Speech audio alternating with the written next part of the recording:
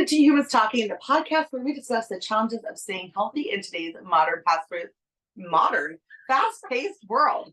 I'm Tiffany Sims, your burnout recovery expert and holistic wellness coach. And today we are back with my bestie, Miss Erica Williams. Hi. Welcome to today's episode. So in part one, you heard about Erica's story in her journey with discovering that there's something going on with her thyroid and how she's been managing that the last 7.5 years and how that has helped her redefine what healthy means for her in this season of life and how she's navigated that. So if you haven't checked out part one, you can go back and check that out. But in that interview, story time, whatever, conversation, you had mentioned about how you have a doctor's checkup in February to go over your doses, and that there's a possibility that your thyroid doses will get changed again right before a half marathon, the Disney Princess half marathon. I'm doing the challenge, so the 10K and the half. Super excited.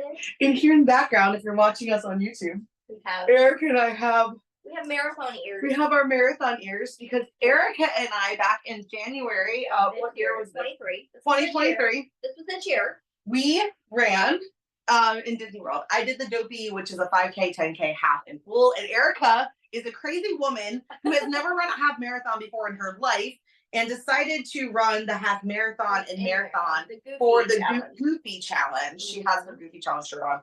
I have my Genie one from Wine and Dine from 22 on today. We vibing. I knew when I got dressed this morning, I was like, I have a really strong feeling that she's going to come with a Disney running shirt on, and I want to match the vibes. And she comes in the door with her marathon ears. And I was like, I love you. Oh, wait, hold on. For the viewers, make her have the picture. Oh, that picture. Here we are.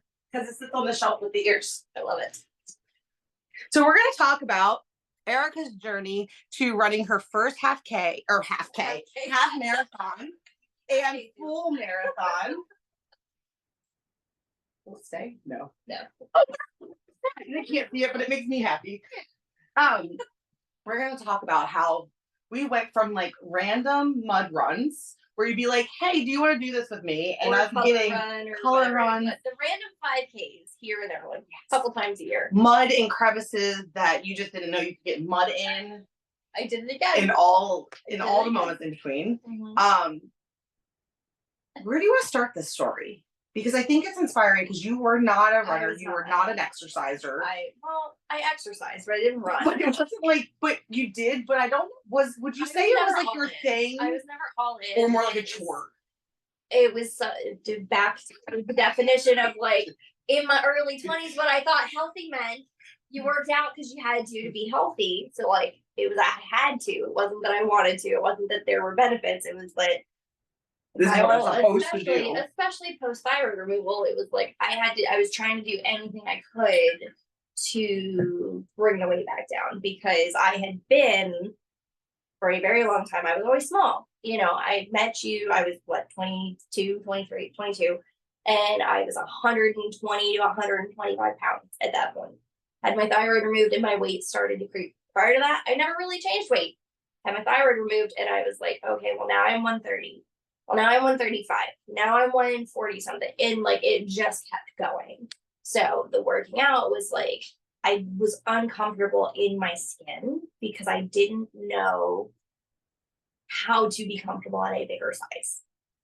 And it wasn't like I was big. Like I was not big.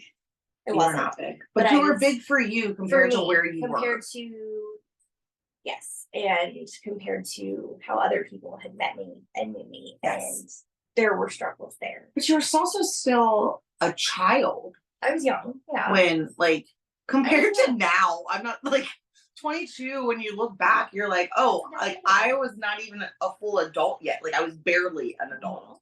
We thought we were so cool back then. We're like, oh, I'm a grown-up now. But, like, your body is actually still developing. Your brain is still forming. Like, your organs are still finding their home.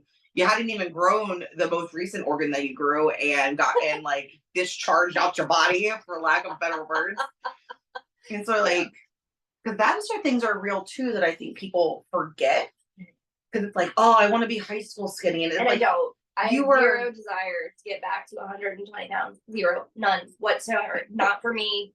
not like the life I would have to live to be that size is not a life that I find worth living. It's not. It's not. I want to enjoy life. I want to enjoy my food. I want to, if I want to go have drinks with friends, I don't want to feel like, oh man, if I do that, I can't eat anything. Yeah. Or, oh man, I drank last week, so I can't drink again until next month because it's too many calories. Like, I am not somebody who wants to count calories. I am not somebody who wants to say, oh, I shouldn't have cake. Or, oh, like, I love baking. Like, you saw the skull cake I made this week. She made the cutest skull cake for Halloween this week. Sent it to work and came back like from here down.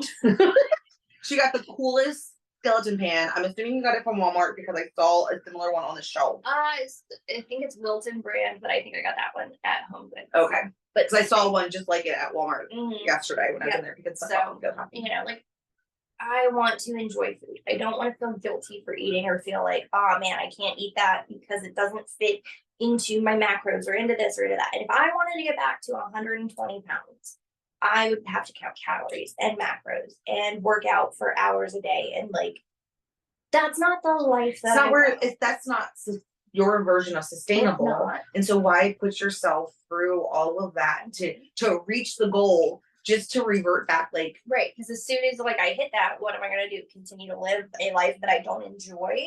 Or am I going to slip back into things that bring me happiness, bring me joy, allow me to be comfortable with friends and family? And then, suddenly I'm back up here. And it's like, no.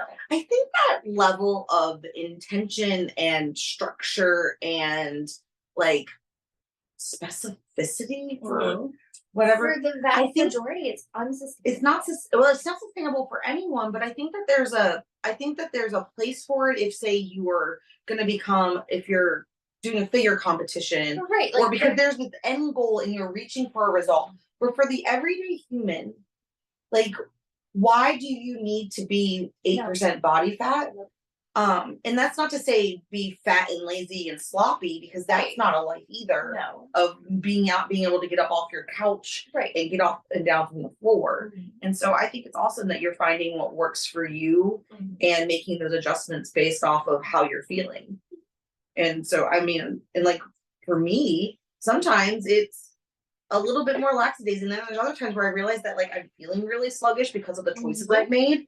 And so then it's like, oh, I'm now making different choices, not because I want to lose weight or be skinny, but it's because like I want to feel better. I don't feel good right now. Like I went a little too far off the deep end. And that's how I try to navigate is, am I feeling good? Am I able to keep up with her? How's my mood? And if those things aren't lining up the way that I want them to, then I make adjustments. But I don't want to be like, oh, I weigh X amount, so I gotta lose all this weight, so I gotta cut all these things. Like, no, that's not for me. But yeah, so I used to work out specifically for the weight benefits or hopeful weight benefits. For anyone who is a Beachbody person, Erica, if you ever get AD obsession, Donald was her spirit animal. In case you just need some like context of Erica. Yes. Donald was your spirit animal. You're like, I relate to him so much. That's me. Every time. That's me. That's it. Yeah.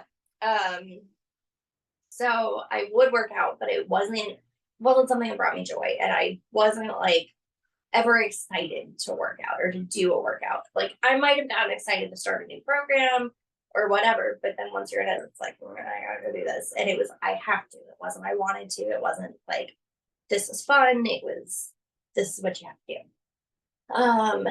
And then at that point, it was every once in a while I would see a 5K that looked fun, like the Color Run or the first one it was the Dirty Girl. Literally called the Dirty Girl Mud Run. Oh my God, there was so much mud. At least when you went down the slide, you didn't have that video. For the times we've been electrocuted. No, that was you. Was that me? That was you and the boys. I did not do that one. Oh. Yeah, boys. That was her husband and I did a run. Run for your life. Yeah, it was like a zombie theme, and they had these barbed wires but I didn't know I could get electrocuted. And Oh, not like electrocuted, but like the we're gonna zap, die, but and you're like ah! shocking zaps. I Yeah, was like, yeah. this is miserable. I'm wet, I'm cold, and I'm like army crawling through this mud, and I'm like, I don't want to. Who's the good idea the zombies can take me? And I was very happy to skip that one because the number of like marks that he came home with talking about all the shocks. It's like, yeah, no, I'm good. I'm good. I Glad you also had fun. can't tell you because around that time I was like, you know what? I've done the mud run thing. I'm good. Like I And don't the need to do color that run, anymore. You were over the color. But run. I can't tell you how many times that I did 5Ks that I wouldn't have just because you were excited to do that. Like I didn't mind the challenge of it, but it was like, okay, oh, then they're done. All right, again, I mean, we laugh our way through the I whole mean, thing. like I wanted to support you so badly because you were so excited that I didn't want you to miss out on the exciting part because I had already done it ahead of you. Does anyone else have friends like that? Like, are you that friend who's allows yourself to be talking to things that you're either over, maybe you're not the runner of the group, and then you're like, oh, all right, let's go. I don't want to be the one who says no when everyone else is. Or you're the one like picking it out. Like, what season are you in? Let me know in the comments. You and I go back and forth with these things Me too. too. And that's what happened to me 3 weeks ago, 4 weeks ago, whatever, 3 weeks ago when I got talked into doing the Tough Mudder. Can I tell you how I was so proud of you and so selfishly? I was like, I'm glad she has a group of people now because that's not the season that I'm in. I don't want to give you a Tough Mudder. Like, been there, done that. I'm good at this season. I got that last second asked to join the team because somebody else backed out, and it was like, okay, sure, I'll do it, yay! And then I was like, I am not prepared. Okay, in any way. I want to talk a little bit about this because you're set up. So we've gone from the years of working out because that's what you were supposed to do, going through the motions, trying to get the benefits from it, but it wasn't anything you ever really enjoyed. Right. We had Emily.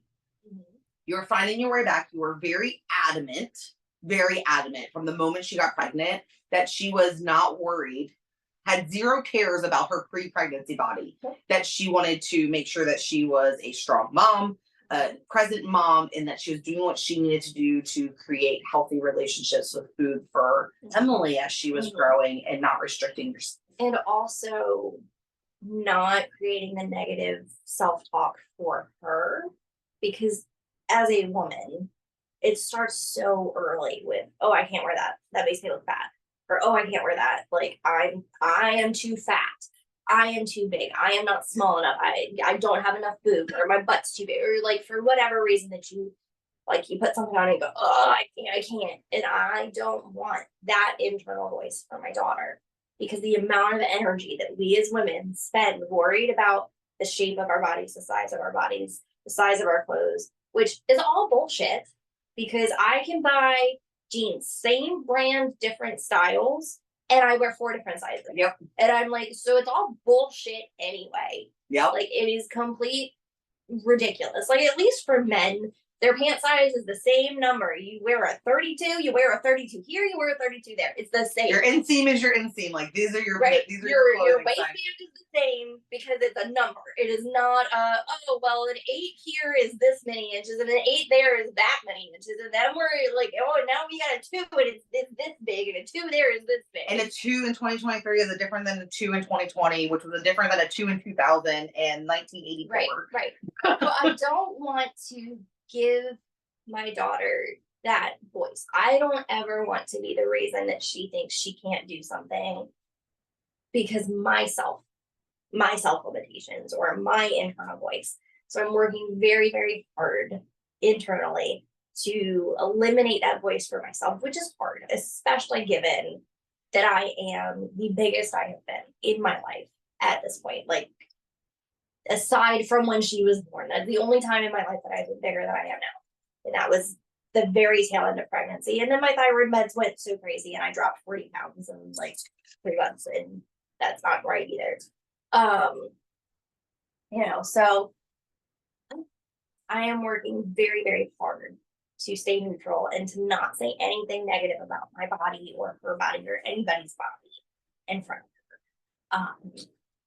And it's never, oh, look at your big belly, which one, she's so petite anyway, but she's a very kid. You have such a nice belly, it's such a good belly, or oh, you're so strong, or oh, you're this. And it's never, oh, Emily, you're too small to do that, or you're too big for that, or it's one thing that recently, since Emily's been born recently, she's gonna be 3. She's 2.5. Yeah, she's 3 in February. 3 in February. Is you were family pictures for something, and you were trying to find your clothes, and I was asking how it was going, and you were like, I just don't like the way they look, they're too small right now. And you, whether you had already worked it through your head or not, but like you're like, I just need to go buy clothes that fit me now. And then that was it. Like that was the conversation. I need to go find clothes that fit me now, that I feel great in. And like it is what it is. And I thought that was so awesome, because so many women will, because you still had time before the family picture. I had maybe a month. Yeah. And you had 4 weeks. And do you know how many women would have put their clothes on, felt been like, oh, these are too snug, they're hugging too tight, and would have put themselves on this like miserable diet to be a certain size for their family photos, rather than refocusing on being healthy and letting their body be what it is at the time, because that was the jerk part of their story. And I just remember just being so proud of you and being like, Tiff, keep it to yourself. This is weird. Like, so I'm glad it came up now. But I just remember being like, I have no idea how old you are in this moment, or how old am I? I'm 39. Am I 39? I think so. Are you 31? I'm 32 now. 32? Okay. So 7 years. 7 years apart. And I remember, I think the reason I was so taken aback and like just so proud and just like, I didn't even have words. I don't have words now, because you're 7 years younger than I am. And you were exhibiting things that I had just learned myself, which was learning how to love my body for where it was at and what it was capable of doing, not for what it wasn't. Not hating it. Not hating it, because up until very recently, within the last 2 years, every time I bought clothes, I always bought the size smaller, because it's like, these will fit in 5 or 10 pounds. From the time I was like 10, that's how it's been when we've gone shopping. It's never been, this is what fits me right now, and this is what we're going home with. It was always like, I'll get there. If I buy these, I'll have to fit in them. I'll have the motivation. Yeah. I'll get there. And you didn't, and it like took me almost 10 years longer than it took you to learn, like to be there. And I thought that was so cool. And that's not to say that there aren't things that you might want to improve upon, like that you might not like or want long term. Right. But you being able to appreciate yourself in the moment, I think is really cool. You were so stinking cute. I told your mom that you were going to be on off this couch today. I really didn't believe her. I was like, no, once we get going. If you're watching us on YouTube, Lexi's on the couch with us. And the thing about Lexi is that she's scared of her own shadow most of the time. And when her and Erica first met, just like most people, she was like gone in the other room. And Erica was convinced that she was going to hang out with us. And I was like, no, once we get going, she's going to like be like, you guys are boring, and leave. But no, she loves her some Erica. Okay. So anyway, that was a really long side tangent about the dog. Well, not just the dog, but even just the mirror moment of like being able to love yourself and buy clothes that make you feel good in the moment. And so we talked about how exercising was a chore. Can we talk about how we came to running, came to row house and loving that, because that led to this recent run. Yes, it did. And you making new friends there and like expanding yourself. So let's get back to the running topic. Okay, so and while you do that, I'm fixing my cushions. There you go. So back to the running story. So I had a miscarriage back in 2019 that just absolutely devastated me. I really wasn't sure you were gonna when you. Yeah, that one was That was brutal. In part because it dragged out for like a month, which didn't help anything because it was the baby had stopped developing and my body didn't do anything and there were no signs. And I went in for an ultrasound and they're like, oh, there's been no change from your ultrasound 2 weeks ago. Like, oh, great. And then I took medicine to try and induce a miscarriage and that didn't work fully. So then I still had to go in for a procedure to clear everything out.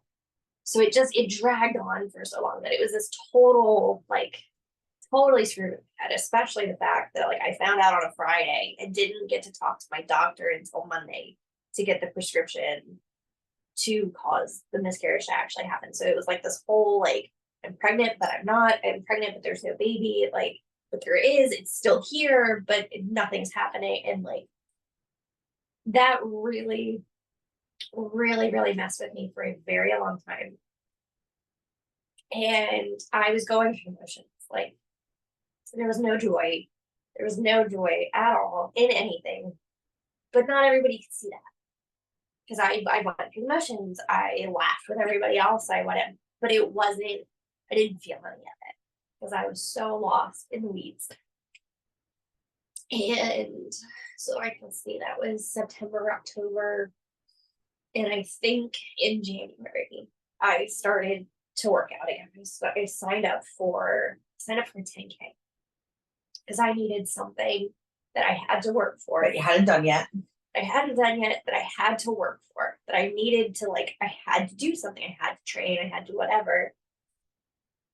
Because I was so obsessed with the loss and with trying to get pregnant again, and it wasn't happening as fast as I wanted it to. And I was, every month that got harder. Ooh, that went farther than I thought it would. So I signed up for a 10K and I was running. So this was early 2020 and I was running at the gym on a treadmill, which I hate. Like, I am not a treadmill runner. Like, that's not for me. I'd rather be outside. But I also didn't want to be outside in the freezing cold and, you know, in the dark, because at the time I was still working at the mattress store, working 50 hours a week. You know, you're at work from 9:30 to 9 o'clock at night. You know, like, there's just not a whole lot of time to get out and run outside with that. So I signed up for that 10K to give me something aside from worrying about pregnancy. And then COVID happened and that run got postponed and then it became a virtual thing for that year. I don't know if it's come back. I haven't looked. But I got out and I ran it the day that it was supposed to be, or the day before, the day after. It was that weekend. I went out and I ran it by myself. With a stress fracture in my foot. But for me, training for that run helped to pull me out of that depression spiral that I was going in after that miscarriage. And the next month we conceived Emily. And you and I went for a run. I think, I don't know if it was the day I found out or the day after I found out I was pregnant with Emily. And I'm grateful it was you, because I was like watching my heart rate like spike like crazy. And I did tell you before I told pretty much anybody else. Like, Jesse knew and you knew, and that was it. And you know, but you didn't have any problem, like, but I needed to walk a little bit longer to bring my heart rate back down, because I was like, I am not cooking this thing. Like, I'm not No boiling babies. No boiling babies. You had no problem adjusting with me as needed.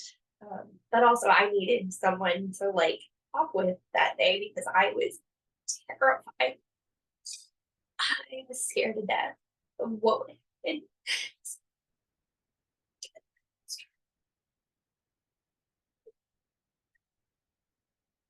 Yeah. She's the cutest. I was too that day, because as your friend, like, to be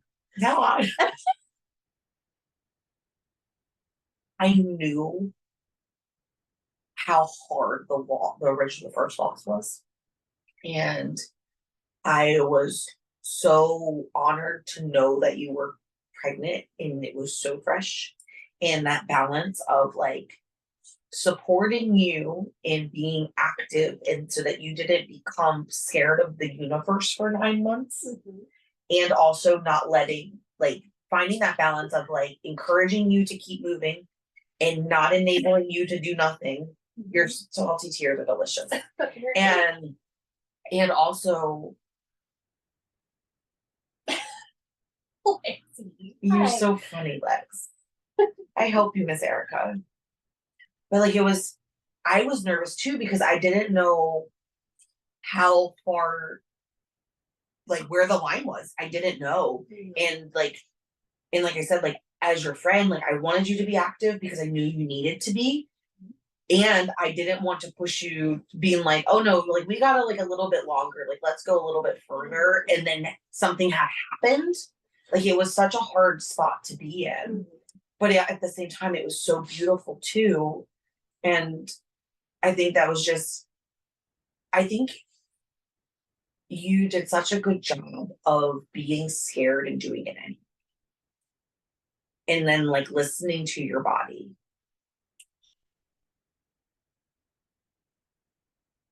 Yeah, so I ran through, I think, the first trimester and then kind of fell off. But that was also, you know, everything was still weird because it was 2020, so the height of all the COVID nonsense. And there was stress and worry there because, like, at that point, a lot of the hospital policies were, you know, you couldn't have any visitors, you could only have one person with you in the hospital. So I had a lot of worries with that of like, well, what happens if one of us tests positive? Because most places, if the mom tested positive, whoever was there was her support person had to leave. And if that person tested positive, they couldn't be there. And there were some hospitals, not all, but some that were trying to force a policy that came out later that they shouldn't have, where if the mom tested positive, they were separating the baby from the mom at birth. So there was a lot of fear with all of that. And then, you know, we made it through all of that, and I was active. I worked. I think the last day I worked was like 3 days before I was induced. You know, so I was still moving mattresses. I was still doing things at work. It was funny because anytime I was there with a coworker, they're like, "Don't move that. I'll get it for you. I can do this. Been doing this for 9 years. I can move a mattress. It's fine." But I also appreciated the concern and the support. Did you ever get to a point in your pregnancy where you were comfortable or were you terrified of like What would happen losing the baby? I think once I got to where I could feel her kicking is where I was more comfortable. And then about 2 weeks, almost 2 weeks before she was born, about 11 days, I went into the hospital once for some monitoring because I hadn't felt her move in like 18 hours, and that's a concern. And then literally as soon as they put the monitor on, she started kicking and going crazy. And I was like, "Are you kidding? Okay." Scared the hell out of me, but all right. But yeah, so that moment brought a lot of fear back to the surface. And that one also sucked because they wouldn't let Jesse come in. So I was alone in that hospital room. And I remember being terrified that it was going to be bad news. And I didn't know how I was going to handle it by myself. Because that's, you know, at that point, I don't know. I don't know what would have happened for me. But once she was here, you know, I didn't do much for myself for a while. And I think it was while we were visiting his family, one of the times we were visiting his family, that year after we had her. And like, I got super stressed out. Like, there are times where being up there is really stressful. There are times where it's fine.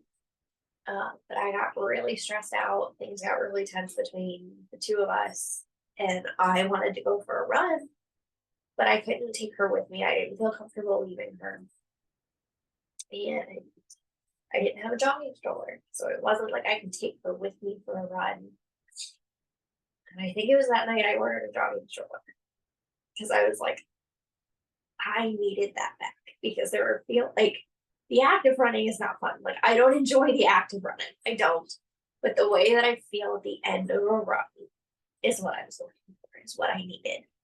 Because there's a clarity that happens. There's a pride, there's like, I did that sucked and I did it anyway. And then the clarity that happens is So I was unmatched. looking for that clarity and that like sense of peace at the end. It's almost like a sense of freedom when you go for a run.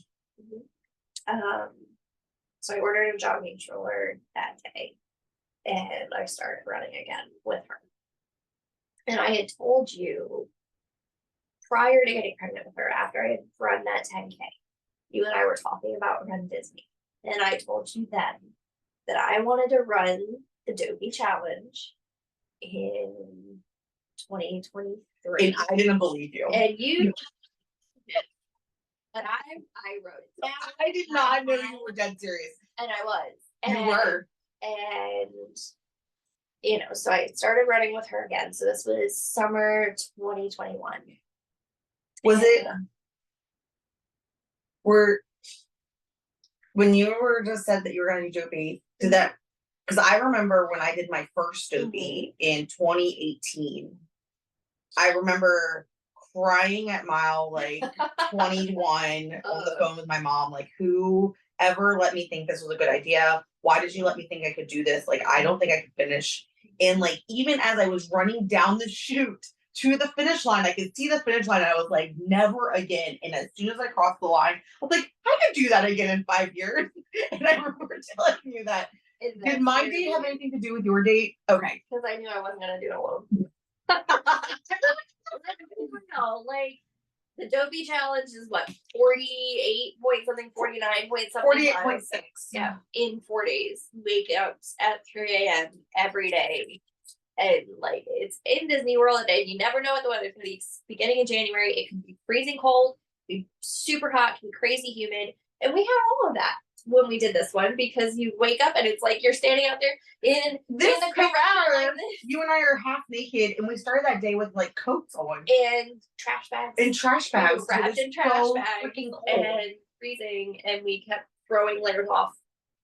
And I felt like an asshole because when I was telling you that I was just getting excited about registration for Dopey, because if you're not a Run Disney person, Oh my god, it is like the equivalent on a different scale, but imagine trying to get Taylor Swift concert tickets. Like, it's intense. And not everyone gets it. It sells out in an hour. Like, it's insane. It's intense. And I remember you being like, yeah, I'm in. And I was like, one, I went, huh? And then two, I was like, what an asshole you are. You here the whole time. You. And then Erica is secretly in the shadows, like, I'm in. And you didn't even know enough to like be her friend and hype her up. Like, what is wrong with you? I'll fine. It's all good. And then when we got it, I had gotten in. Registration day. Registration day. Because the site friggin' crashed. So we're all for hours like sitting there like, okay, when's it coming? When's it coming? It's supposed to start at 10 and I think it took like 2 hours for them to get the site back up. By the time they got the site back up. And my mom had actually gotten in before I did, and she's like, just because she was gonna do the 10K. Right. She's gonna do the 5 and the 10. 5 and 10. And she's like, just get your ticket to me. I'm like, no, I'm in line, it's fine. And she's like, you're being ridiculous. And I don't know what my hiccup was. For some reason I felt like I was cheating the line. Whatever. I don't know. Whatever. So I got into Dopey and Erica did not. I still like all the feelings. I was trying to get through it and I'm like putting everything in. I get everything in and I go to click to pay and there's nowhere, like something wasn't populating right where it wouldn't let me get to that. And I think it was already sold out and you were in the loop. No, because it like, and then I was able to get it on the next page that loaded. And then I went to pay and that's when it sold it out. I was like, ah!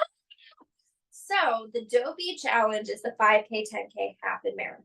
The Goofy Challenge for that weekend is the half and the marathon. Which I think is more nuts than Dopey actually. Because it's like this you don't get any part. fun You don't get the fun part of it. Easy, like you can just walk the 5K, nobody gives a The shit. 5K, there's no time limit. Like you really, Like literally, you can walk you that. could nobody walk it cares. if you wanted, which I did with A lot of mom this people- year, yeah. which was different for me. Mhm. Like We're used previous to running. Dopey, my ego was different. I had different We're also in a expectations. very different place in I had life. different expectations for myself. I had different goals then.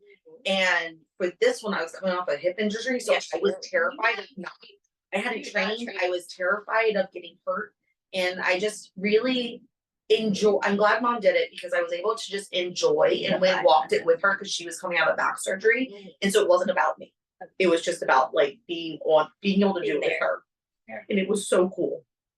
But yeah, like you missed the fun parts, which was the 5K and being able to take as much time as you wanted to stop at all the character stops. Mhm. The 10K where you could like run to the next character, take your time to be in line, run because you're like, all right, I only got to go 6.2 Right, miles. it's easy. You It's did it hard.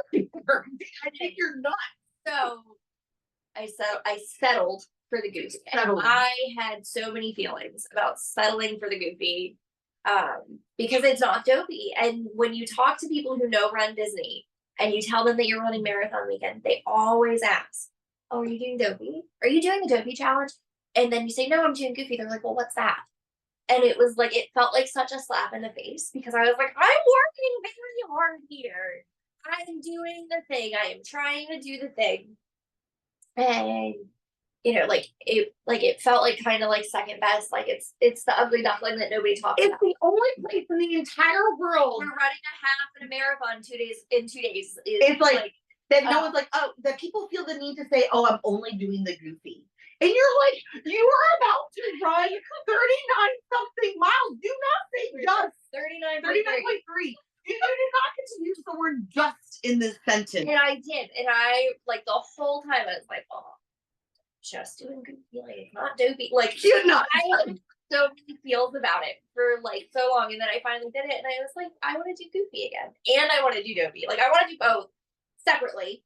Like so, goofy, you get 3 medals. You get the half, the marathon, and the goofy medal. The dopey, you get the 5K, the 10K, the half, the marathon, the goofy, and the dopey medal. I want to do the goofy on its own again. I do. There's a very small population of people who goofy, and I Mhm. think that they are a special breed because it's just different. Because you really are there, almost there for the competition of it. Mhm. Whereas dopey, there's some competition, but it's also there's a lot of Just people getting it there done. for fun and for the accomplishment of doing it. Mhm. And most people don't register for goofy. On its own. Yeah. Yeah. It's I think the amount of registrations they have for just goofy are much smaller. It's a much smaller availability number than the dopey. It's also crazy to me that anywhere else in the world you run a marathon, your first marathon, and it's wild. and it's crazy, wild and it's and everybody cheers for you. And it's the marathon week with Dopey and Goofy is the only time that Run Disney has a full marathon option. Everything else is a half marathon or under. You only get these years if you do the marathon. But But it's the only place in the universe where someone is like shyly says like, oh, it's I'm only doing the marathon. It's my first one, and it's like you're running a marathon today. Like, why are we downplaying this? People in the corral, like the little bit of talking that I did in the corral day 1 for me, which is a half, because I fell on the way to the Oh my to the god! corral. So you're walking to the corral. It's 4 a.m. It's super dark. It's not well lit on this And show. I'm in a hurry because No, I'm well, me. no, we both were, but also the people in front of us were walking at a really funky, like they kept stopping and starting and stopping, and like so Tiff is like, she's clear. They're in front of me. And I'm like, and she can see me like trying to figure out where to go. So she steps to the side. I didn't realize how close we were to the edge of the asphalt. And so she steps aside. She goes, come here. And I was like, cool. And I ate shit. Yes, she did. I My heart fell out went my butt. flat, like completely splat, cut my hand, cut my leg. There were tears because I was like on my way to run a half and a marathon, and now I'm falling and like. And it's I dark still and wanted was you to have the embarrassed and, most magical first Run Disney Uh-huh. first marathon experience. And like I felt like horrible. you broke me, I and it was did. not your fault. Well, tell myself that because I felt like it was my fault because I was the one. I felt like I was in a hurry and I was zipping around and not being cautious. No, because I was the one like that was caught, and you were seeing the frustration build for me. So you were trying to get me around that. Yeah. That's what that was. And then it being your first half marathon, I knew you were already nervous.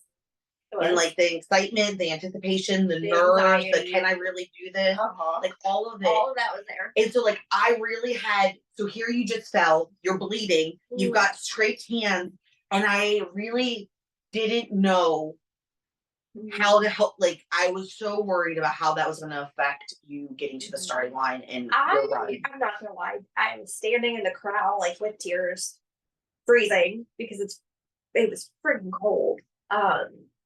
And like I talked to like 2 people in the crowd because they're like checking on me, like, are you? And I'm like, I'm fine. I just felt like I'm okay.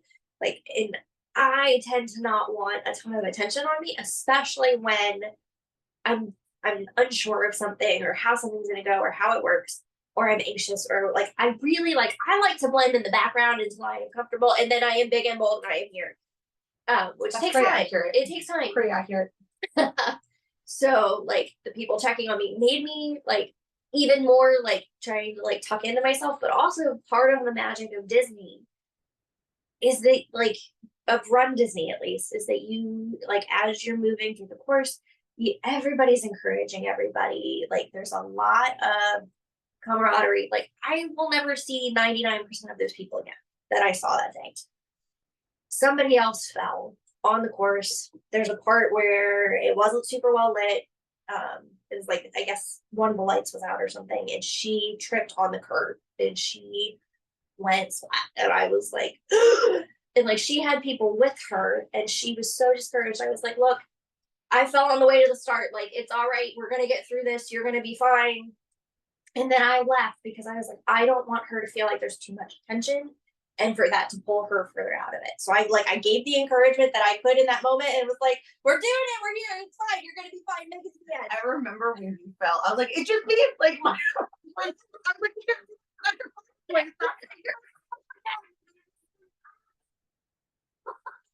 and I did. I was fine. The rest of it, I was fine. But like the half was so much fun. Like so I'm not gonna lie, I was undertrained, underprepared for marathon. Like, not gonna lie, like I was not prepared, and that made it harder than it had to be. And I know that. I know that's on me. The half was so much fun. Like I literally, so you get shirts with your registration. So you get a half shirt, a marathon shirt, and a goofy shirt, the goofy race. I tend to wear the half shirt more because I enjoyed the half so much. And like I bought the merch. I bought in the merch, the expo, whatever. I bought, more for the half, more for the marathon, and another couple goofy things. I reach for the half stuff more because I enjoy the half. Like I'll wear the marathon stuff because like I ran a marathon. You did it. I did it. I finished it. It was not the way I wanted it to be finished, but I did it. And I finished. You were there. My husband was there. My daughter was there.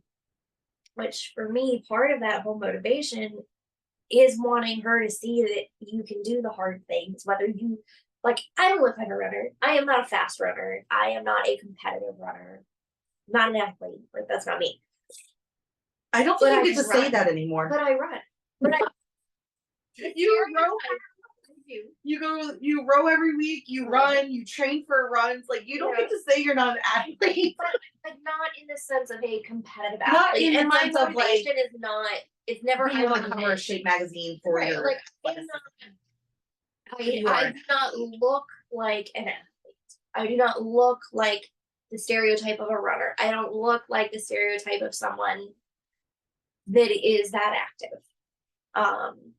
But I want to show my daughter and really get that ingrained in her head from such a young age that we can do the hard stuff. We can accomplish the things that we set our mind to. What are you thinking? I can't wait for her to be the age and we go do a family run fun run because I am 5Ks at Disney. I've already had the thoughts. I am very excited. I'm going. She I'm is doing obsessed this. with Minnie. So she's gonna get to wear a little Minnie Mouse costume when she's I'm tagging 5 along. and do the You 5K. don't have a choice.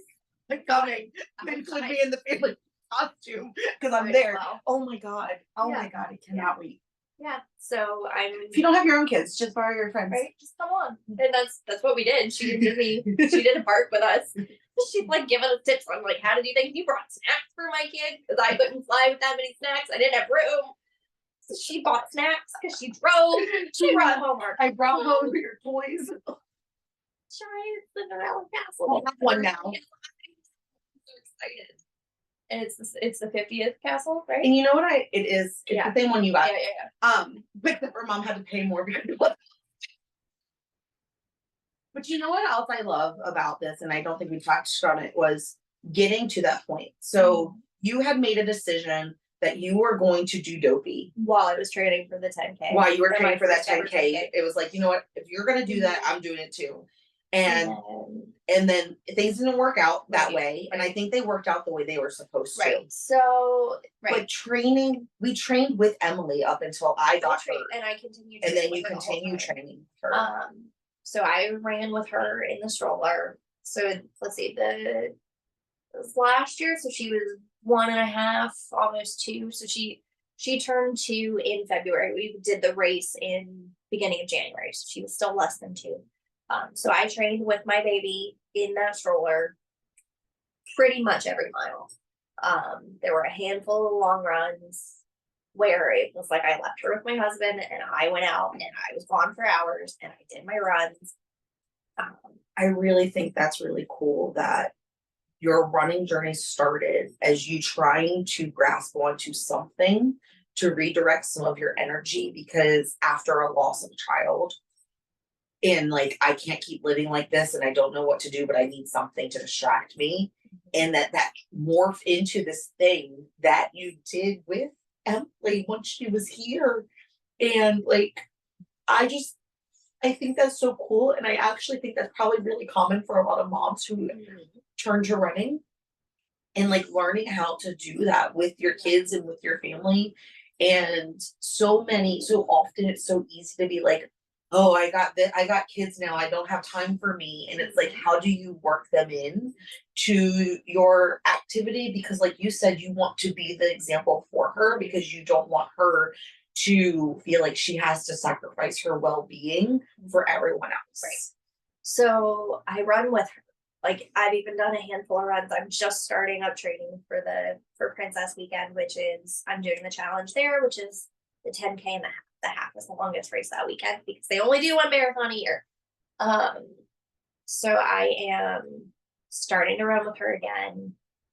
But I also, when we came back from Goofy and Dopey, I took a month and I didn't do really anything. I didn't run because my feet were jacked. Like after, like something about running at Disney, your feet hurt way more. It's a lot of pavement.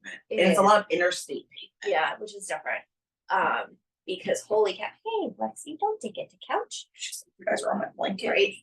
This is my spot. I'm not nesting. But something about Disney Miles, like your feet just hurt. Like, so my feet, like I came home and I was limping for like a couple weeks. So I didn't run, I didn't anything. And then I had been seeing ads for the row house. And I was like, you know what? It all says the first class is free. I'm gonna go check it out. So I need something. One, I need something as cross training for running anyway. And 2, like I needed something. Something for you. Something non-mom related. Right. Non-wife Something that related. I could not do with my toddler because I am with her all of the time, like which is wonderful. But I also need time to just be me and just be Erica and not just be mom. So I went for my first class, and holy cow, as a person who likes to like sit in the background and just observe and like Not get comfortable. So you walk in and you have to check in and they know it's your first time. So the receptionist walks you back. She gets you to your machine. She shows you how to set up. She's walking you through. And then the coach, whoever the coach is that day, comes over and they talk to you and they make sure you got the movement pattern and that you know what you're doing, and they like break down how the class is going to work for this format, whatever format you start with. And then I also had people who were on other machines like, oh, it'll be all right, and they're talking to me and I'm like, oh boy, oh, this is a lot of attention, this is a lot. We finish the class and like the coach comes over and it's like, okay, you know, was it? And they want to talk to you. And then they want you to talk to the receptionist in part 1 to genuinely see how you're feeling. And then 2 to get you signed up for membership. And, you know, so I'm standing there and then I've got more people talking at me and I was like, holy crap. Like, this is a lot. Like I sent her a snap when I left and I was like, this is fun. And I signed up and oh my God, these people are all like, too much, but they meant well, and like it's me and it's not them, and like I had some feels, but I also felt like it was so welcoming that like how could I not? So I signed up that day for 4 classes a month, which is their lowest membership, just because I can't always guarantee right now with Jesse being, so my husband is in licensing class for the nuclear power plant that he works at. So he is on rotating between class time, between funky, weird hours because they have to go through simulator training and special calls, plus time on shift where he's rotating between day and night shift and weird days off. So this year is not the year for me to do a bigger membership. My intention now is that when he gets fully licensed next year and we are on a set, he rotates day and night and that's it. I'm going to increase my membership to at least the 8 class a month membership because I enjoy it so much. That's 2 hours a week.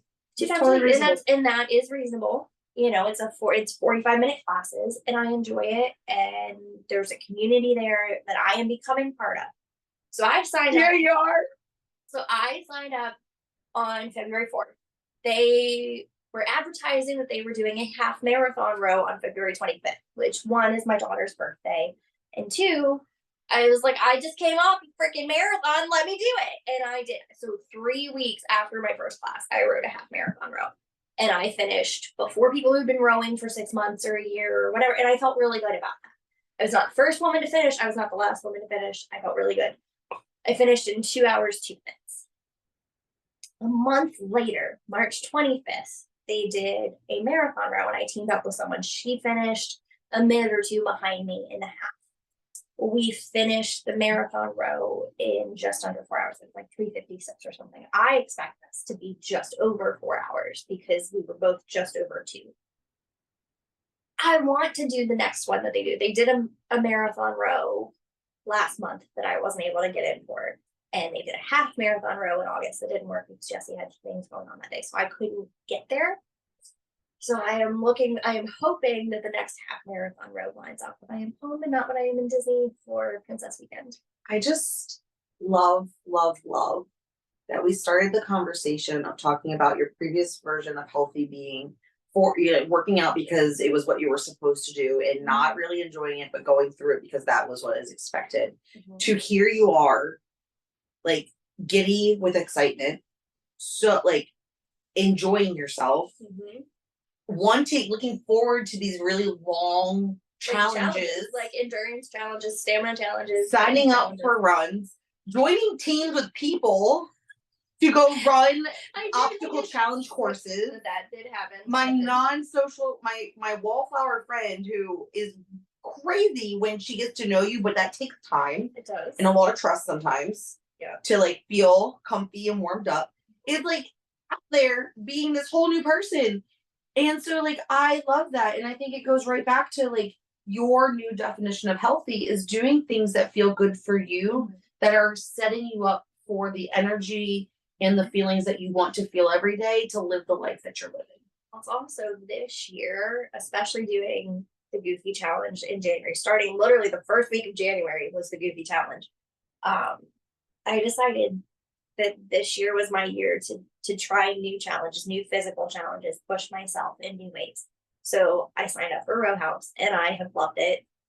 I am getting to know people. Like there's some people where it's like literally like a hey as you walk in and that's it. And then there's other people where it's like I'll stop and we'll chat for 10 minutes before we leave. And then I got talked into, or well, no. So I did get talked into the Dragon Boat race in August, which was again big step out of my comfort zone for me. But I did that with the team. So we actually had 2 teams that day. So everybody's there, everybody's grouped up, and so we did the Dragon Boat race part, and then we all, not all, but a bunch of us went out for drinks and a snack after. And like I went for that, which last year I would not have. I would have just done the race and been like, all right, I gotta go. Like, and I You would would have even done the race. have done the race last year. I might have Maybe. used the stocking, Maybe. but I would not have then done the social side of it. But I Which did is that. so crazy to me too, because you are the most like hospitable person and like the most welcoming person of making sure everyone's taken care of, and like So that's attention. That makes me like I am not the one that is being focused on. I'm very good at like not being the one being focused on. I also have a hard time asking people for things. You know that. Like I don't ask for a lot of help. I try to figure it out. And if I can't, then I ask for help. And if there's any hesitation, from the person that I'm asking for help, either like it doesn't work for them or they're not interested, or like I can just tell that they're like, I'm like, okay, don't worry about it. Like it's fine. And I mean that genuinely. Like it's fine. Like it's never it's fine. Like it's genuinely like if it's an inconvenience to someone else, then I'm like, okay, like I don't worry about it. Like I'll figure it out. I'll get there. I'll make it work. 2023 has been a year of you coming out of and doing things scared. Yep. It like Yep. And I don't know that it stems from this, but it's just interesting that it just came out of my mouth, because that first run, knowing you were pregnant, you did it scared. You did it anyway. It was being scared, not knowing what the future holds, and doing it anyway because you knew that that was what was going to be best for you in the long run. And it gave me something besides the fear to focus on. Yeah. Which I'm still working on. Trying to. I think that's like a forever journey. I don't know that we ever figure that out. I think we just you either let the fear stop you from doing things, or you get really good at doing it anyway. Of recognizing it and becoming okay with the uncertainty and doing it anyway. So yeah, so I did the Dragon Boat thing back in August, and then 3 weeks ago I went in for regular class, and I got and like the coach is like freaking out trying to think of who she can ask to take part in the Tough Mudder team, because somebody backed out and they did a corporate team, so they needed to fill a slot. So she asked me, and I was like, well, when is it? Like I had to make sure that I had someone available to take care of my daughter, because obviously I can't take her by myself because she can't run a Tough Mudder, and yikes, that would not be fun. She's not a fan of being muddy. But loves puddles. She loves her puddles, but she'll splash and she'll get mud on her. Okay, great. So I had to figure that out, and I'm like literally messaging my husband right before class starts, and I'm like, so I'm gonna do the Tough Mudder with the team this day. You're gonna have her. Like, it's fine. And he's like, okay. So they did one team training thing the week before. So of course I sign up after that happens. So like I'm completely unprepared. I don't know what the obstacles are. I don't know. And like I am not in the best shape I've been. And I will admit this year has kind of been like most of what I've done is row house. A little bit of running here and there, lots and lots of walking and playing with my toddler, but I am not in the best shape that I've been in. So I was like, I'm going to be the slow person on the team. I was not the slowest person on the team, but we also moved as a team, which was really, really cool to go through the Tough Mudder, basically any kind of challenge like that as a team. So there were 19 of us on the course, moving together, helping each other over obstacles, encouraging everybody, like pulling somebody over, pushing somebody over. So it was really, really good. And we made it almost all the way to the end. And one of the guys on the team got sick. He ducked into the med tent that was right there. We were still waiting for other people to finish one of the obstacles that they were climbing over. So he went into the med tent and they came out and they like tapped me. They're like, hey, we got one of your guys in here. So I stayed with him and had the rest of the team finish. The only thing that makes me sad there is that we missed the team photo at the finish because they all went through and then immediately took a picture. So we don't have a finish photo with the full team together. That's the only thing that gets me there. But you know, he's fine.